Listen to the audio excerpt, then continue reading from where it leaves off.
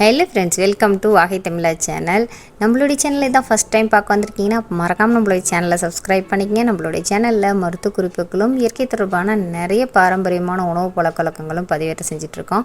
இன்னைக்கு நம்ம சேனல்ல பார்க்க போறது என்ன ஷார்ட் அண்ட் ஸ்வீட்டா எப்படி ஒரு இட்லிக்கு ஒரு சாம்பார் வைக்கிறது அப்படிங்கறத பார்க்க போறோம். ரொம்ப சிம்பிள் ஈஸி. சரி வாங்க எப்படிங்கறத பார்க்கலாம். அதுக்கு முதல்ல என்ன பண்ணிக்கங்க அப்படினா ரொம்ப சிம்பிளான ஒரு ரெசிபிங்க. வேற எதுவும் கிடையாது. ஒரு 4 தக்காளி.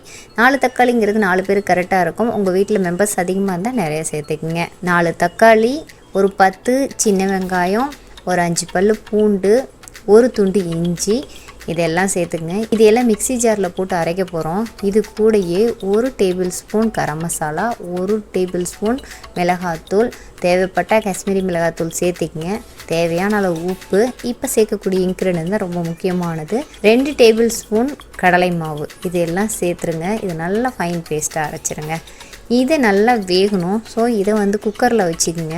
நல்லா இந்த மாதிரி அடிகனமான பாத்திரத்தில் வச்சாலும் சரி குக்கரில் வச்சுட்டு ஒரு 3 விசில் விட்டு இறக்கிக்கிங்க.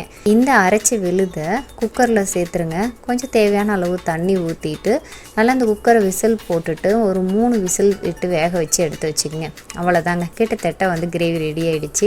அடுத்து ஒரு பேன் வச்சுட்டு 2 டேபிள் ஸ்பூன் எண்ணெய், கடுகு உளுத்தம் பருப்பு சேர்த்துட்டு 1 டேபிள் ஸ்பூன் சீரகம், 1/4 டேபிள் ஸ்பூன் வெந்தயம். ஏன்னா வெந்தயம் அதிகமாக போட்டிங்க அப்படின்னா கசக்க ஆரம்பிச்சிரும். ஸோ போட்டு பெரிய வெங்காயம் ஒரு ஸ்லைஸாக கட் பண்ண சேர்த்துக்குங்க. கருவேப்பிலை போட்டுருங்க. ஒரு வரமிளகாய் கிள்ளி போட்டுருங்க. இதெல்லாம் நல்லா ஃப்ரை பண்ணி முடிச்சதுக்கப்புறம் ஏற்கனவே நல்லா வெந்திருக்கு இல்லைங்களையா, ஸோ அதை இது கூட சேர்த்துட்டு ஒரு கொதி விட்டுட்டு மல்லி இலை தூவி இறக்குனீங்க அப்படின்னா சூப்பரான இட்லி சாம்பார் ரெடி ஆகிடுச்சு. இதுக்கு பருப்பு எதுவும் தேவையில்லை. ரொம்ப இமீடியட்டாக சிம்பிளாக ஈஸியாக இந்த இட்லி சாம்பாரை ரெடி பண்ணிடலாம். இது இட்லி தோசைக்கு பர்ஃபெக்டாக இருக்கும். சப்பாத்திக்கு அந்தளவுக்கு சூட்டபுளாக இருக்காது. இதை ட்ரை பண்ணி பாருங்கள். இந்த மாதிரி நிறைய வெரைட்டி ஈஸி சாம்பார் எல்லாமே நம்ம போட்டிருக்கோம். இதே மாதிரி நிறைய குழம்பு வகைகள் நம்ம போட்டிருக்கோம். அதெல்லாம் பார்க்கணுன்னா சேனலை சப்ஸ்கிரைப் பண்ணிட்டு பிளேலிஸ்ட்டில் பாருங்கள். அது மட்டும் கிடையாது, நம்மளுடைய சேனலில் வீட்டு வைத்தியம் நிறைய நம்ம போட்டிருக்கோம். அதையும் ட்ரை பண்ணி பாருங்கள்.